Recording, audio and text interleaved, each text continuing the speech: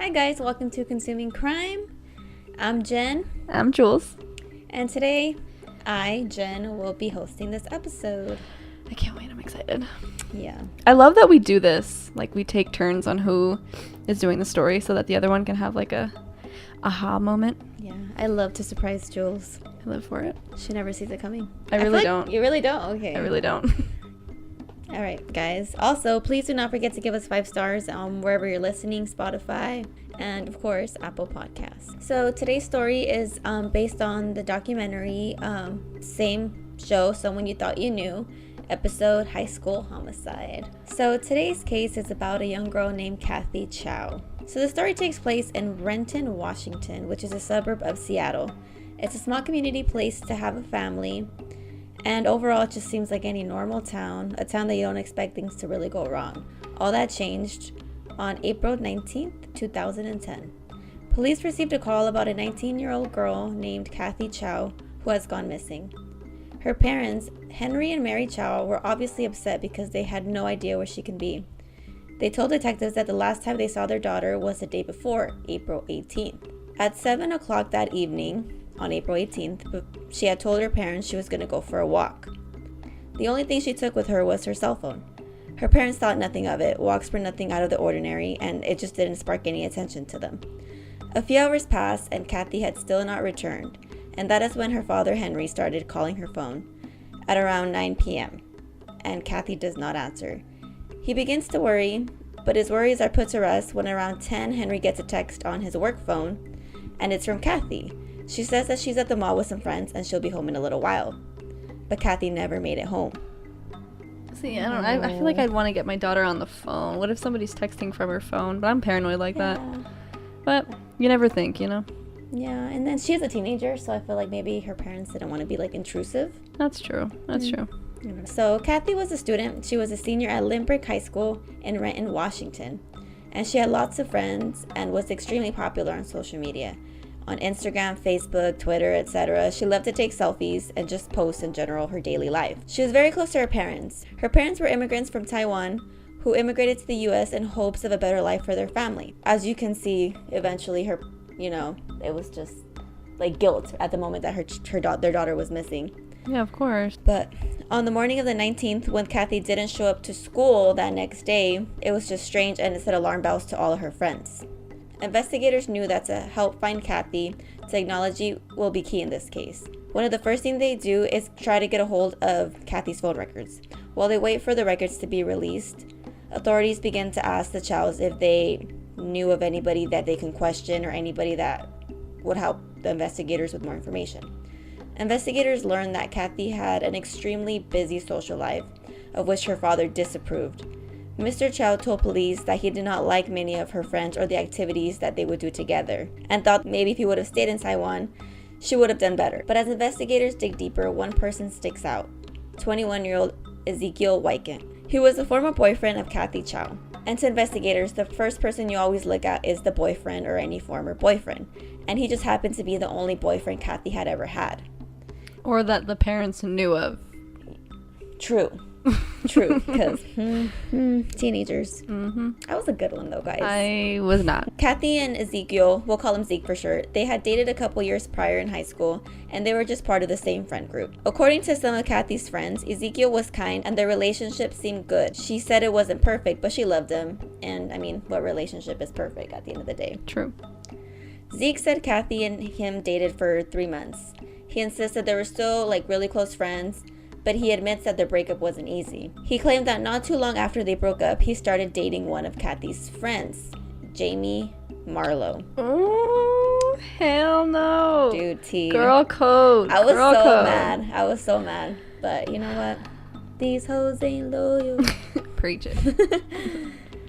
So, of course, it was hard on Kathy, and it just overall didn't sit well. It was overall shocking to all their friend group, as it's girl code that you don't date one of your friend's ex. It's like people code, I feel like friend code. Like genuine friendship code. Yeah. People that value friendships don't do that. Like people that respect you. It's all about respect. So Zeke did seem like he cared for Kathy, and his worry about her missing did seem genuine. Then Zeke shared something. According to him, he believed Kathy had a new boyfriend.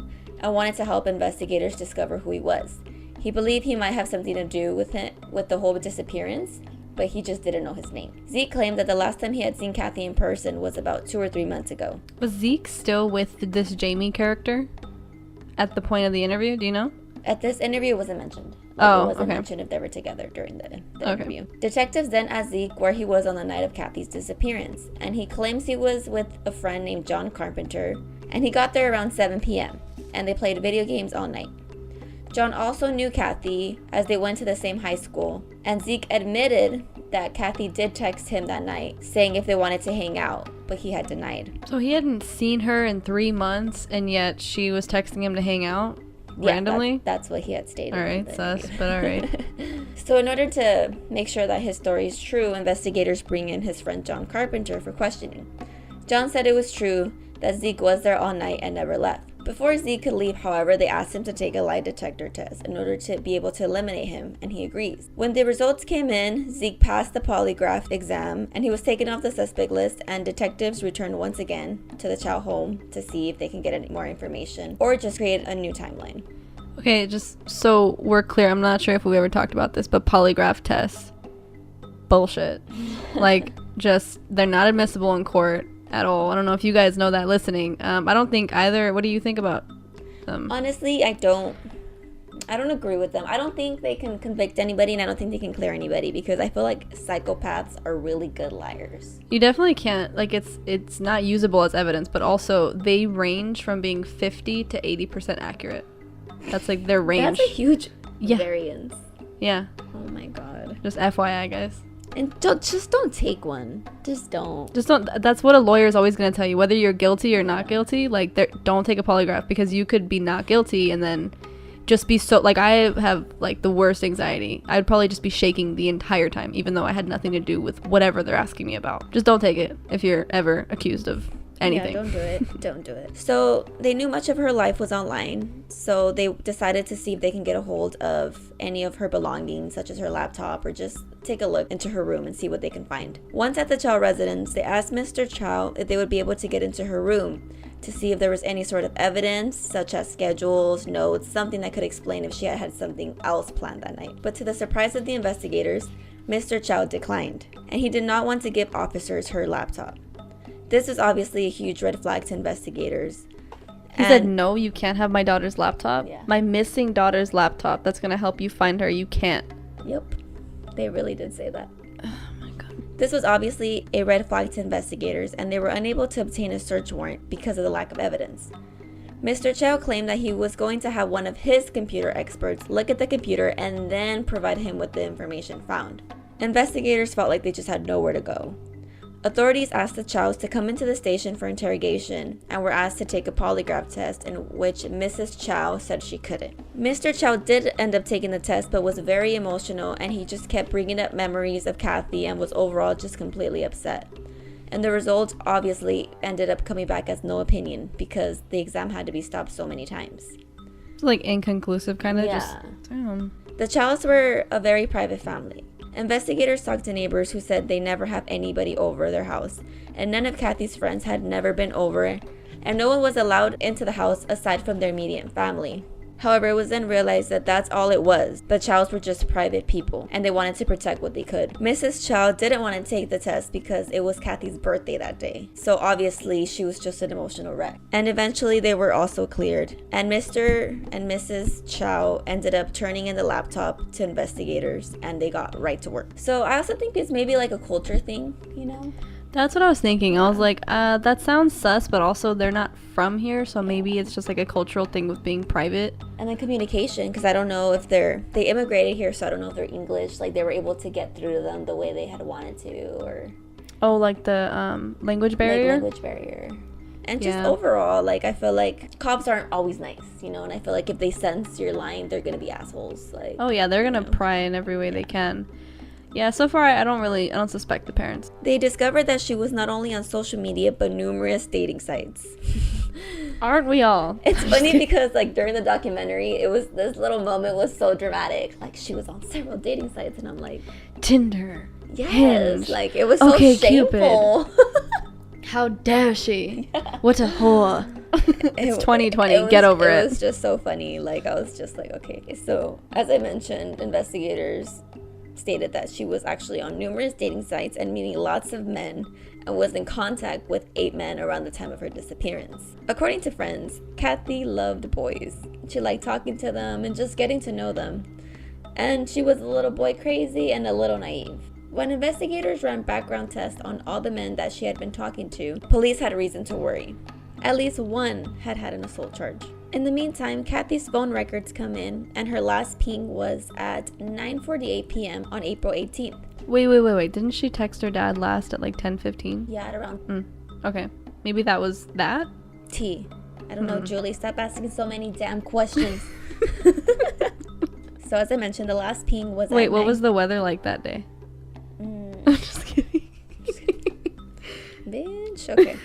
As I had mentioned, the last ping was at 9:48 p.m. on April 18th, and it reveals something alarming. According to the records, it shows that Kathy was last active at this park called Boulevard Park. The park was just an overall popular meetup place where many would just go on first dates and just go hang out. So while this information was discovered, investigators decided to bring in all 8 men that she had been in contact with during the time of her disappearance. One by one was brought in for questioning, and each was given a polygraph test. Bless. And the results came in, and they all passed the exams, and they were all released. But you're clearing somebody based off of a test that is 50 to 80% accurate. I know. All right, go on. The search did not turn up anything. Meanwhile, her friends are helping look for her as well by posting posters and asking people for help.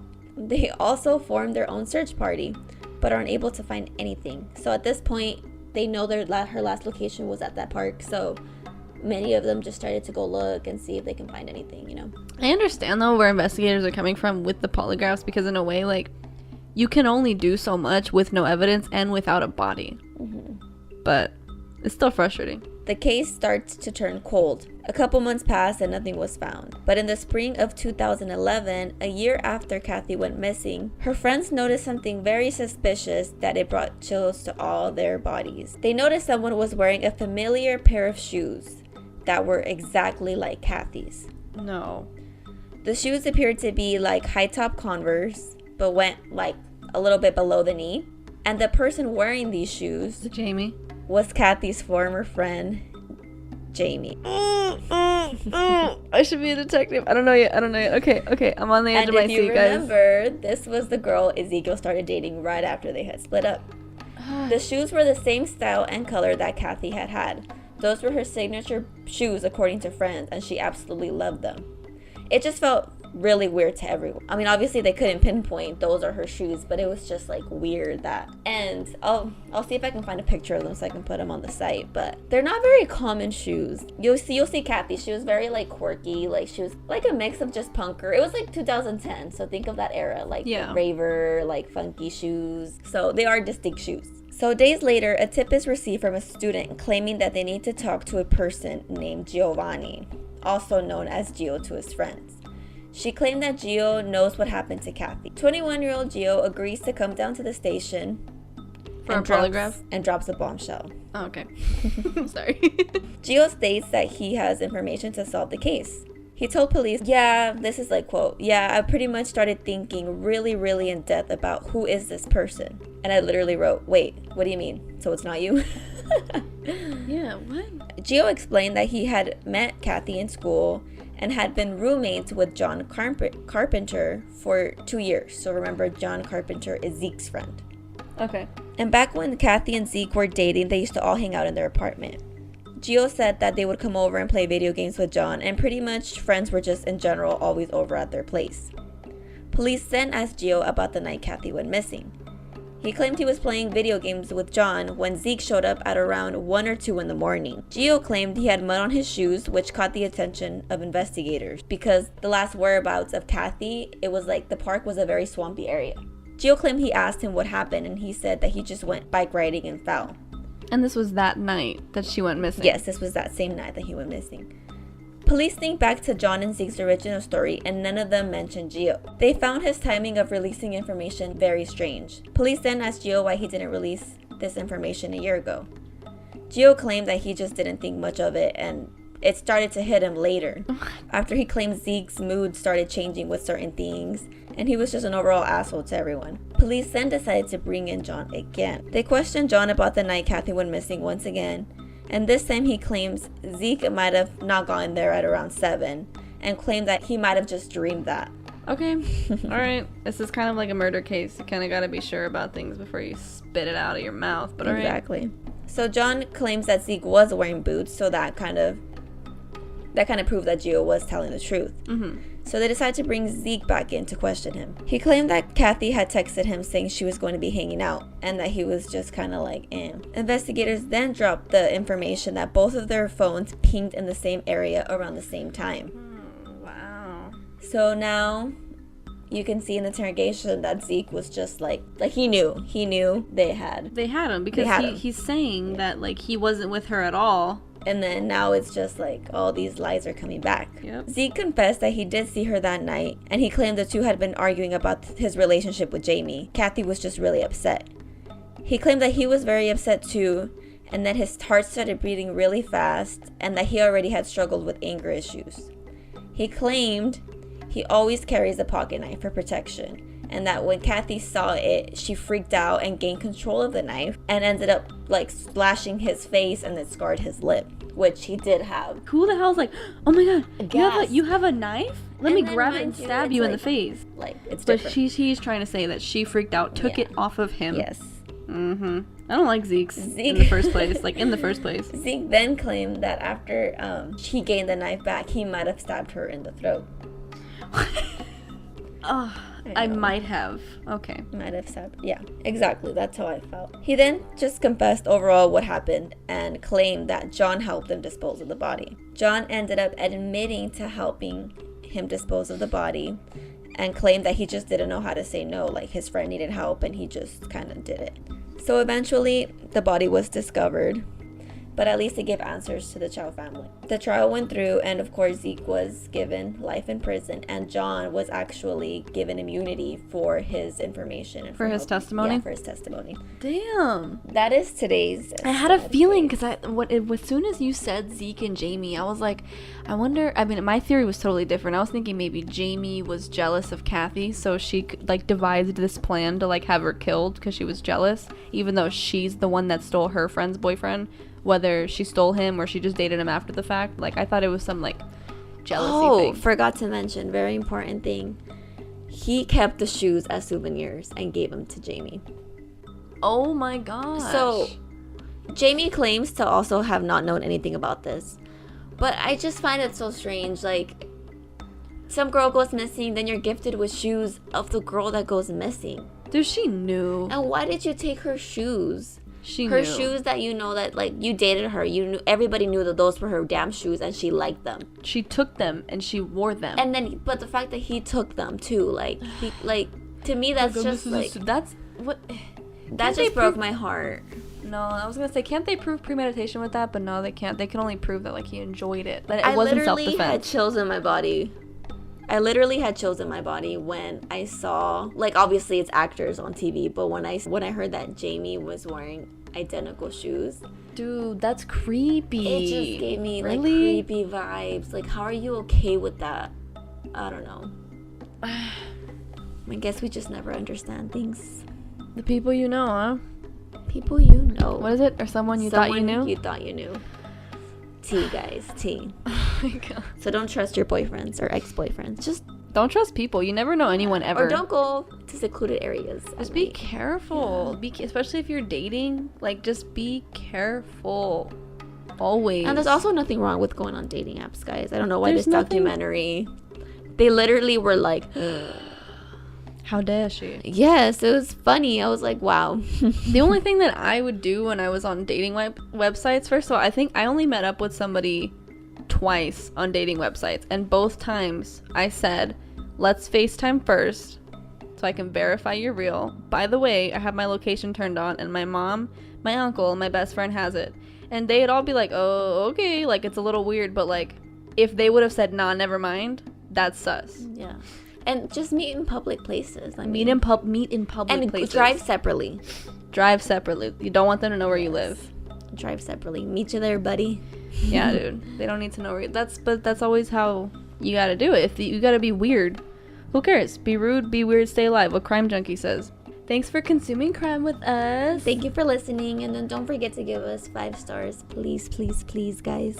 And check out the photos. We will be posting it on consumingcrime.com. And if you can't check out the episode, it's pretty good. It's on the Investigation Discovery. ID Discovery. Someone You Thought You Knew episode, High School Homicide. All right. See y'all next week. Toodles.